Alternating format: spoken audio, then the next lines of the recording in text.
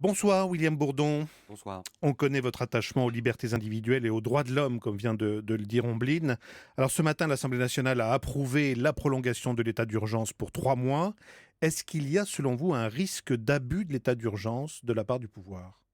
Bon, d'abord, l'attachement aux droits de l'homme, c'est l'attachement aussi à la sécurité des citoyens. Donc, c'est pas contrairement à ceux qui veulent discréditer, ceux qui sont engagés, comme moi, une forme d'angélisme par rapport à une nécessité. C'est ce qui se passe aujourd'hui. De la démocratie, de trouver des outils d'adaptation, d'ajustement, y compris en urgence, face à de très graves menaces. Donc personne ne peut discuter de l'opportunité d'avoir instauré l'état d'urgence. La question, elle est premièrement de rappeler que l'état d'urgence, il est à géométrie variable. Donc on a vu dans les débats hier des logiques de surenchère très, très démagogiques. On voit bien qu'il y a une double tétanisation. Mardi, ça s'est calmé un peu hier. Oui, ça s'est calmé, mais ça peut revenir. Il y a une double tétanisation. Il y a une tétanisation par rapport à la menace terroriste, la peur des élus d'être désignés, stigmatisés comme n'en faisant pas assez, et puis la menace derrière du Front National. Il ne faut pas oublier que cette menace très sournoise vient encore plus hyper dramatiser ces logiques de surenchère. Alors de quoi il s'agit? Est-ce qu'il y a des menaces pour les libertés publiques? Oui. Est-ce qu'il faut prendre le risque d'éroder les libertés publiques par rapport à un risque qui est un risque prioritaire? Sans doute que c'est la responsabilité aujourd'hui de ceux qui sont en responsabilité justement d'assumer ces risques. Alors, il y a des contre-pouvoirs qui doivent être intacts. Ces contre-pouvoirs, c'est la presse. Premièrement, aucune restriction possible à la liberté d'expression, à la liberté de C'est la presse. d'ailleurs apparu dans les débats ce matin à l'Assemblée. C'est Les essentiel. députés ont vraiment souligné Mais il faut rester ce vigilant point. par rapport à ce point. Deuxièmement, il y a la responsabilité du Parlement. Moi, je souhaite, comme d'autres, et comme un certain nombre d'élus l'ont exprimé, Qui a un suivi? qu'il y ait un suivi par une mission d'information sur les modalités, la mise en œuvre de l'ensemble des décisions qui vont être prises par les préfets, dans une logique, je vous le rappelle, qui est une logique administrative, c'est-à-dire où s'évapore le contrôle a priori du juge. Moi, je fais partie des juristes qui disent, attention, plus le contrôle du juge est a posteriori, c'est le cas aujourd'hui s'agissant des mesures de perquisition, plus se potentialise des risques pour nos libertés publiques. Ça, tout le monde le comprend très bien.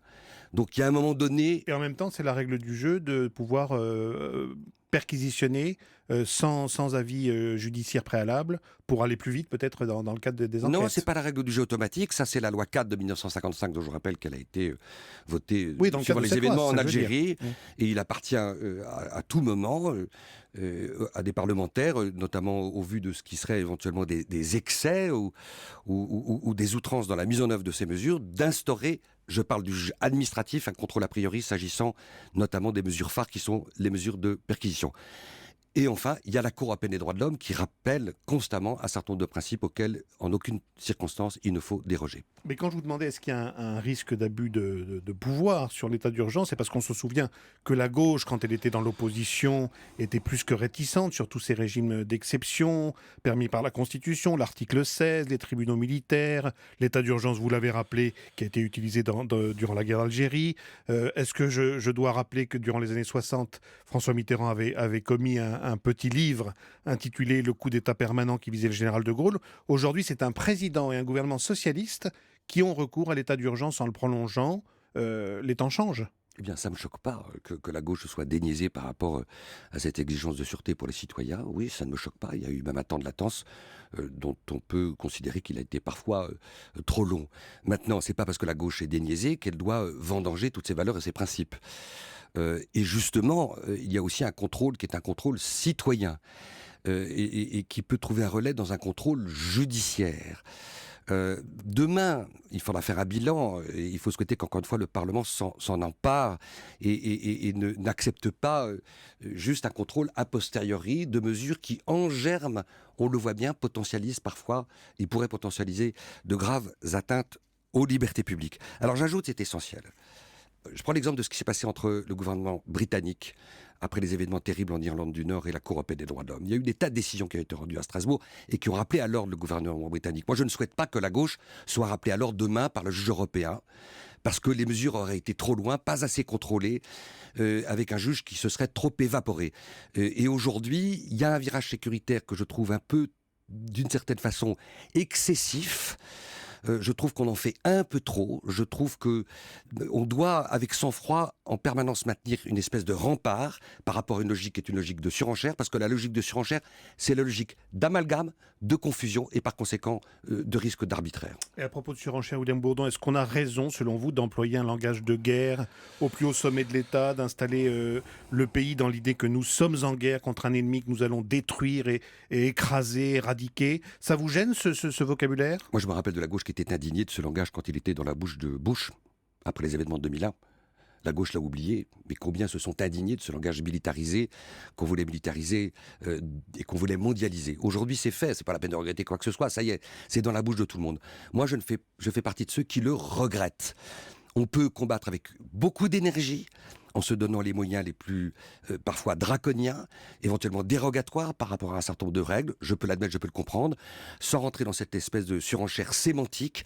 De qui on parle? On parle d'ennemis de l'intérieur. Est-ce qu'on voit bien ce que ça veut dire de désigner l'ennemi de l'intérieur? Est-ce qu'on mesure dans quelle autre bouche ont été utilisés ce vocable que je trouve potentiellement en germe, inquiétant pour notre cohésion nationale et lourd aussi d'un certain nombre de stigmatisations potentielles au moment où on voit bien que le feu court partout, l'intolérance peut se développer, où le pays est tétanisé. Je trouve qu'il faut savoir raison garder et pour l'instant, il y a un certain nombre d'éléments de langage qui de ce point de vue, ne laissent pas de m'inquiéter. Alors vous avez peut-être vu ce sondage IFOP réalisé après les attentats qui indique que 84% des Français se disent prêts à accepter plus de contrôle et une certaine limitation de leur liberté au nom de la sécurité. Qu'est-ce que ça vous inspire? Écoutez, toute William l'histoire du Bourdon XXe siècle enseigne, on n'a pas le temps, enseigne que la principale responsabilité de ceux qui ont mandat de défendre l'intérêt public, y compris dans des situations de menaces terribles comme aujourd'hui, c'est parfois de braver leur propre opinion publique pour sauver la démocratie.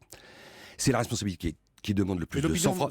Semble aller dans ce sens-là. La responsabilité qui demande le plus de sang-froid, de hauteur de vue, de résister à la démagogie. Mais c'est vrai aussi que dans cette situation de crise économique et sociale, les grandes postures militaires et sécuritaires permettent aussi d'évanouir et d'effacer un instant les échecs sur des grandes questions économiques et sociales. On le voit bien aussi.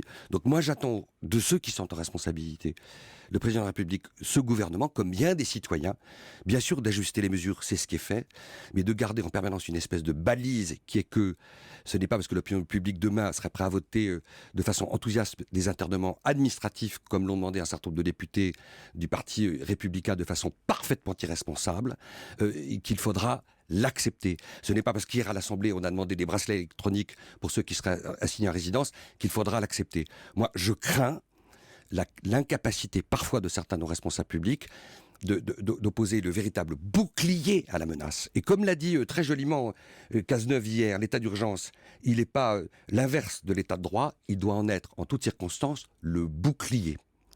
On a le sentiment, après l'opération d'hier à Saint-Denis, et même si le cerveau présumé à Baoud a été abattu, on en a parlé dans le journal, qu'il y a quand même l'hypothèse toujours que des terroristes prêts à commettre d'autres attentats vivent aujourd'hui quelque part en France, au nez et à la barbe de tous.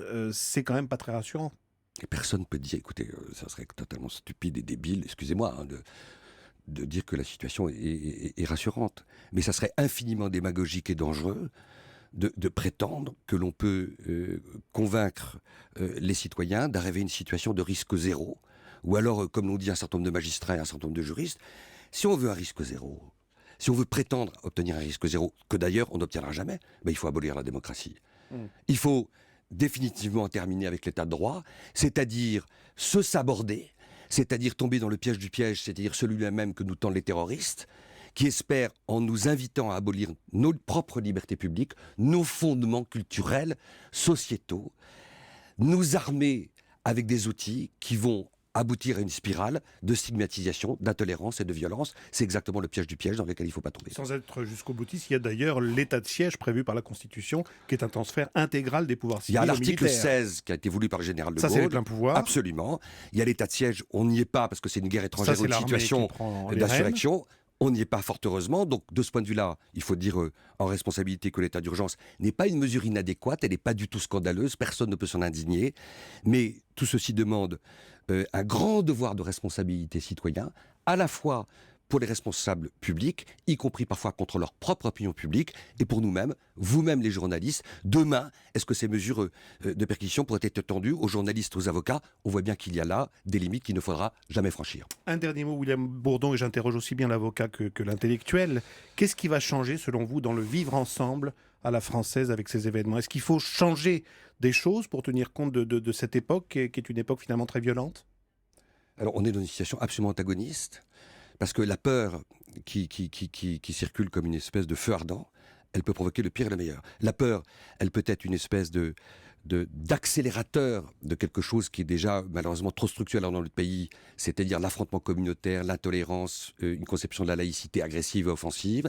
Et la peur, ça peut être aussi revisiter la fraternité, la solidarité, le mieux vivre ensemble. Donc il ne faut pas aller du côté de la part sombre de la peur, c'est ce qu'il y a de plus difficile, mais il faut aller du côté de la part citoyenne de la peur, c'est-à-dire retrouver ce vivre en commun qui, semble-t-il aujourd'hui, est à la fois en danger et bien avant les attentats, était déjà gravement mise en péril. Et notre société a les ressources pour ça?